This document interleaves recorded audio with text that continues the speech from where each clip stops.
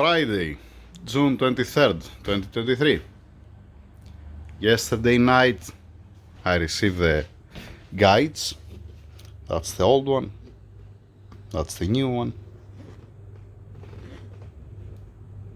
Same thing also with this and the remaining one.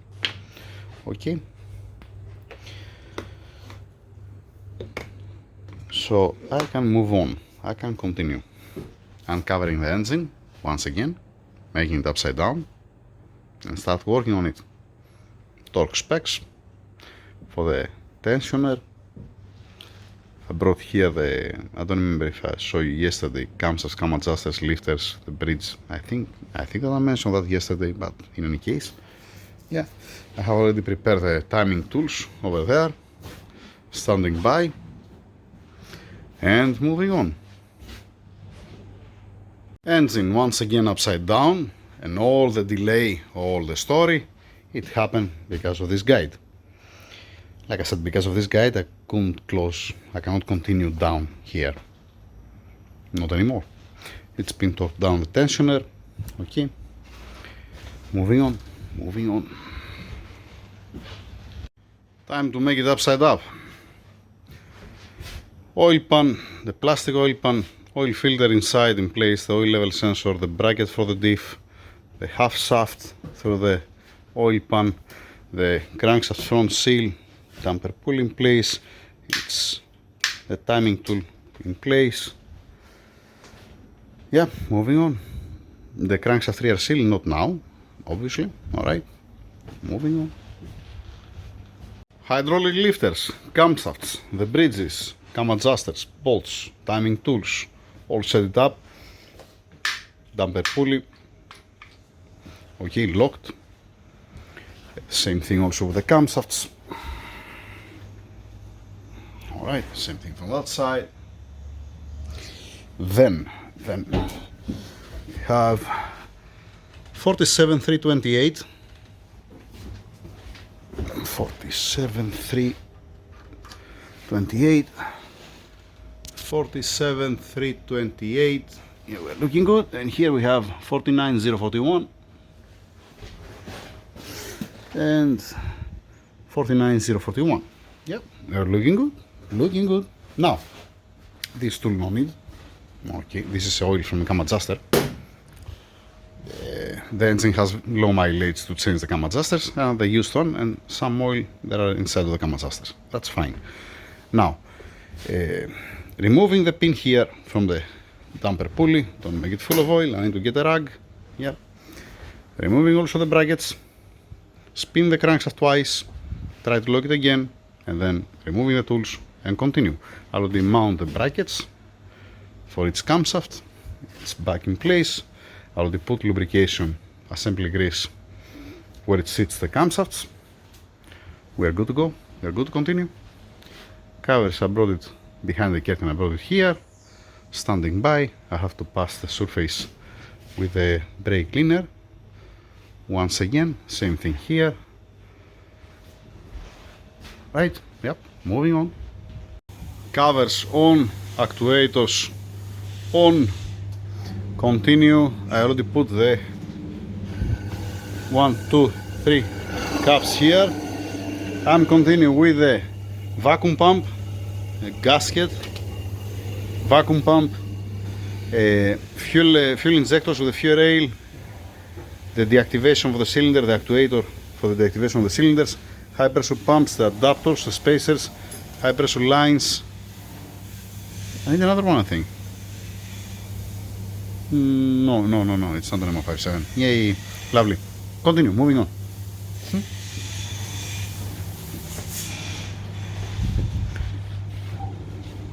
Now, I have installed a couple of parts. Okay, I put the fuel injectors of the fuel rail, the actuators for the deactivation, high pressure pumps. They're supposed to bring me the FX170, but then they said to me, put the FX150 back again. If you're asking me, I'm gonna keep the stock high pressure pumps and I'm not gonna drill the rail, but that's me. Okay, I have a reason why I'm saying, because on this setup, you're gonna run with a fuel rail and port injection. Now you're gonna tell me The injectors are only 390 cc. It's not the biggest in the market, and the pipe that's feeding the injectors, both rails, it's just 4 millimeters in diameter. I don't know, maybe they did that for the emissions. I have no clue why. Skip it. I mean, if you're planning to use ethanol or racing fuel, it makes sense to me, at least. Like I said, keep the stock pumps, don't drill the rail, and be concentrated on the port injection, not on the direct injection. But that's me. Then, intake manifold. It can be done better, I guess. But like I said, that's just me.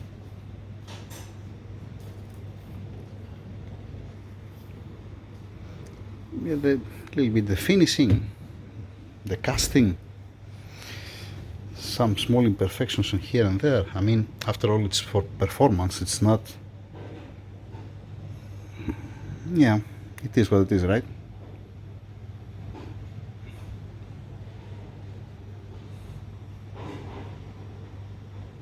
Yeah. In any case, now what I'm doing now, I'm putting the new seals, a little bit of Vaseline. That's the new seals for the other rail, for the other intake, sorry.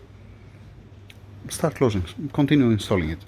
By the way, plus, there are also these bolts that they came with the intake, and another thing I don't like, that there is no washer. It's supposed to go like that.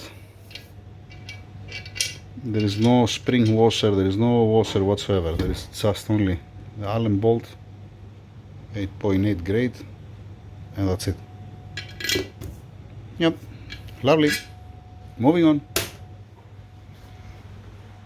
And that's it. Done.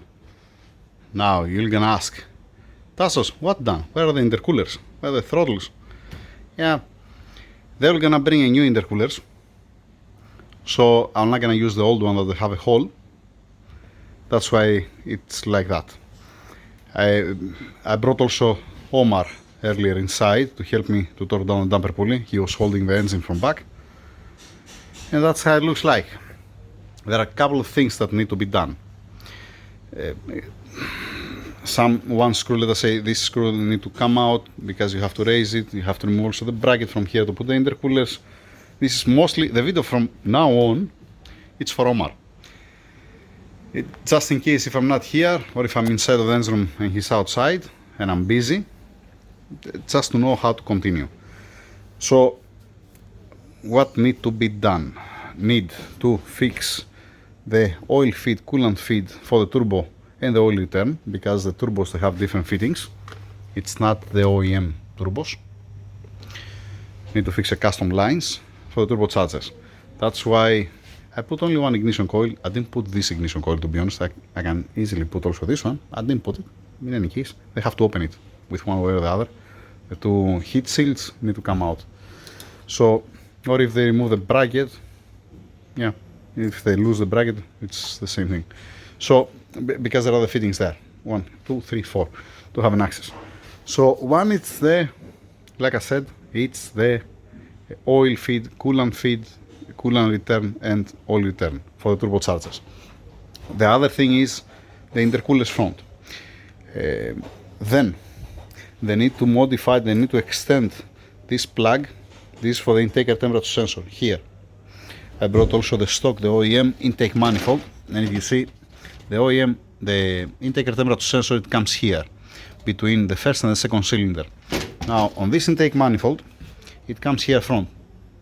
It's not coming here anymore. If it was here, you're gonna be able to plug it, but there's no space because of the rail. So need to be extended these two cables to reach on the intake temperature sensor here. Then that's the plug. Okay, this is for the electrician to make the pin out. The unit is here inside. Alright, the paper it's there. That's the paper. Yeah, you're gonna have a space. That's the loop. This comes from this rail, goes to this side here. It was not tricky actually. You have to remove the rail put the fitting, then insert inside, otherwise it's not passing this fitting in here. The integrated sensor from this bag, it's here, it's reaching fine the cable, it's okay. Then need one T connector here. This pipe, it's not tight, it's not been torqued down. Need one T connector here to steal the fuel from the low pressure side. This is the high pressure, this is the low pressure from the fuel tank that comes. Need one T. We're gonna end up somewhere here, I don't know, because there is a tank also here. It might be better to make it other way around, to make it, let us say, the 90 degrees to come up. But we're gonna see, whatever it's better, whatever is gonna work better. The crankshaft rear seal, already install it, it's done, it's finished. Yes, this coolant pipe, this is for the heater core that goes inside. This coolant pipe, it's touching on the intake manifold from the bank 2, so it's not allowed this bracket to align with the threads to be able to insert the bolt. So the welders that they're more familiar with the pipes, they have to make a little bit massage to bring this hole, to align this hole with the threads to be able to bolt it in. Then what else? Well, yeah, let me show you what's remaining. The 3 coils, because one I have already installed it. This is the couplers that comes between the intake manifold and the throttles, the turbochargers. This is the fuel lines with the ethanol content sensor. That's the unit for the fuel injectors. Okay, and the bolts, here I have the dual mass flywheel bolts.